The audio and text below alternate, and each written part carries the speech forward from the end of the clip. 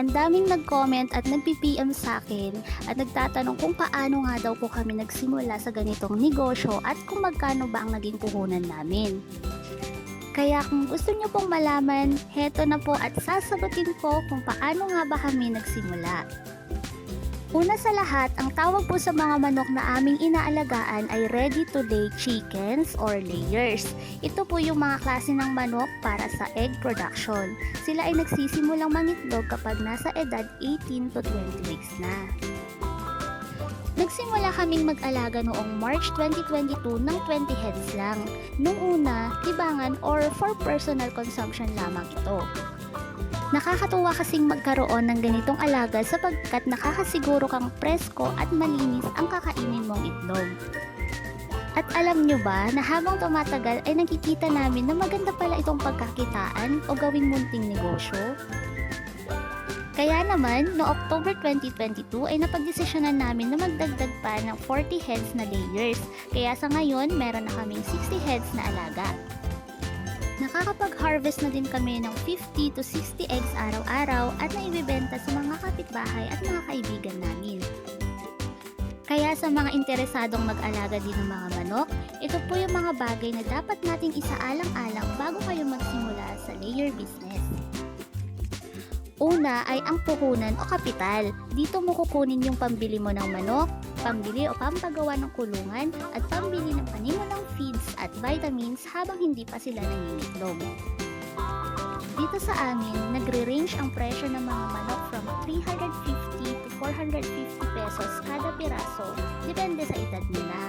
Maghanap kayo ng mga poultry farm or mga legit na nagbibenta sa inyong mga lugar para makamura at makasigurado sa kalidad ng mga manok. Sa kulungan naman, may nabibiling steel cage para sa mga layers pero medyo may kamahalan ito. Kung gusto mo ng low-cost housing, pwede kayong gumawa ng kulungan na gawa sa kawayan at kahoy katulad ng sa amin. Mas makakatipid ka talaga dito lalo na kung yung mga gagamiting materyales ay available na mismo sa inyong mga lugar. Bali, labor na lang po ang babayaran ninyo. Sa puhunan, dito mo rin kukunin yung pambili ng feeds.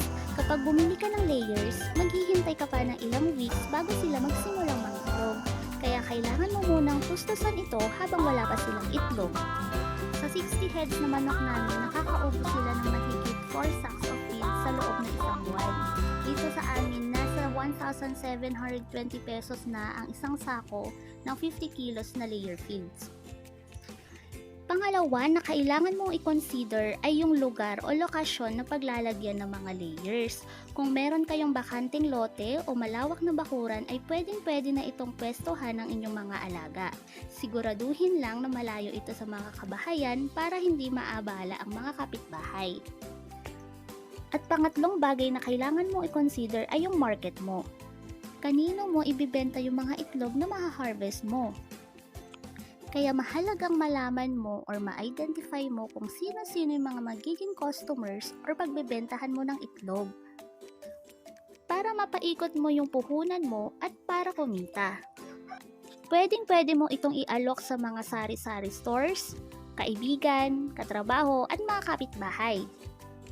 At pang-apat at panghuling bagay na kailangan mong i-consider ay ang pagkakaroon ng basic knowledge tungkol sa proseso ng pag-aalaga ng mga layers.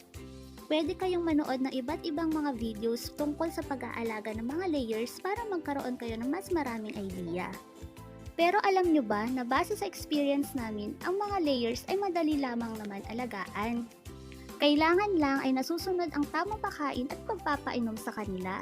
Hindi mo kailangan nakatutok sa kanila maghapon, kaya pwede ka pang gumawa ng ibang bagay habang nag-aalaga ng mga layers.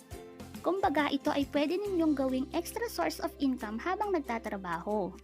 At syempre, pwede ding full-time kung mas maraming layers ang aalagaan ninyo para sulit ang oras at pagod ninyo. At yan po yung 4 na bagay na kailangan natin i-consider sa pagsisimula ng pag-aalaga ng mga layers or paitlugan sa inyong backyard or sa inyong mga bakuran. Kaya sa lahat po ng mga nagbabalak at interesado sa ganitong klase ng negosyo, sana po ay nabigyan ko kayo ng idea at nakatulong itong video na ito sa inyo. See you po sa next vlog. Maraming salamat po sa panonood. Bye!